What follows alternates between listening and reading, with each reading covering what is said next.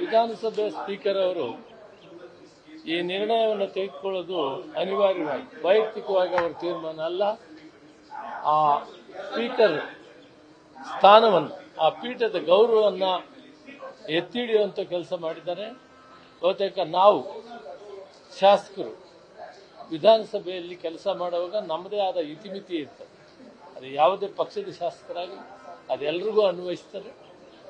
ನಾವು ಸಂವಿಧಾನಬದ್ಧವಾಗಿ ವಿಧಾನಸಭೆಯ ಕಾನೂನು ಚೌಕಟ್ಟಿನಲ್ಲಿ ನಾವು ಎಲ್ಲಿಗಿಂದ ಮಾತಾಡಬೇಕು, ಎಲ್ಲಿ ಹೋರಾಟ ಮಾಡಬೇಕು, ವಿರೋಧ ಪಕ್ಷಕ್ಕೆ ಸ್ವತಂತ್ರ ಇದೆ.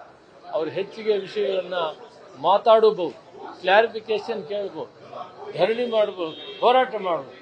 ಆದರೆ ಸ್ಪೀಕರ್ ಸ್ಥಾನಕ್ಕೆ, ಆ ಚೇರ್ಗೆ ಅಗೌರವ ತರಿಸೋದು ಅದು ಯಾರಿಗೂ ಸರಿಯಿಲ್ಲ.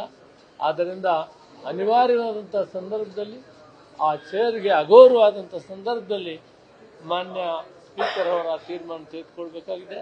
ಇಂಥದ್ದು ಮತ್ತೆ ಮರುಕಳಿಸಿದಂತೆ ನಾವೆಲ್ಲ ಸದಸ್ಯರು ಕೂಡ ಸ್ಪೀಕರ್ ಸ್ಥಾನಕ್ಕೆ ಗೌರವ ಕೊಟ್ಟು ನಾವೆಲ್ಲಿ ನಿಂತು ಮಾತಾಡಬೇಕು, ನಮ್ಮ ಜವಾಬ್ದಾರಿ ಏನು ಅನ್ನೋದನ್ನ ನಾವು ಈ ದೇಶದ ಶಾಸನ ಮಾಡೋರು, ಈ ದೇಶದ ಜನಕ್ಕೆ ಸಂದೇಶ ಕಳಿಸೋರು, ನಾವು ಇದನ್ನು ಕಾಪಾಡಬೇಕಾಗ್ತದೆ.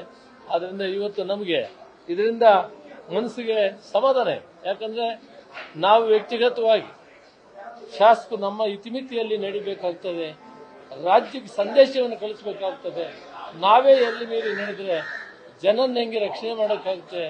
ಆದ್ರಿಂದ ಇಂಥದ್ದು ಯಾವತ್ತೂ ಆಗಬಾರ್ದು, ಇಂಥದ್ದು ಕೈ ಹಾಕಬಾರ್ದು ಅಂತ ನಾನು ಈಗ ಯಾರು ಶಾಸಕರನ್ನು ಸಸ್ಪೆಂಡ್ ಮಾಡಿದರೆ ಅವ್ರಿಗೆ ಮನವಿ ಮಾಡಿ. ಅದು ಕರೆಕ್ಟ್, ನಾನು ಇಷ್ಟ ತಿಳಿದೆ. ನ್ಯೂಸ್ ಫಸ್ಟ್ ನಿರ್ಭೀತಿಯಿಂದ ನಿಮ್ಮ ಪರವಾಗಿ.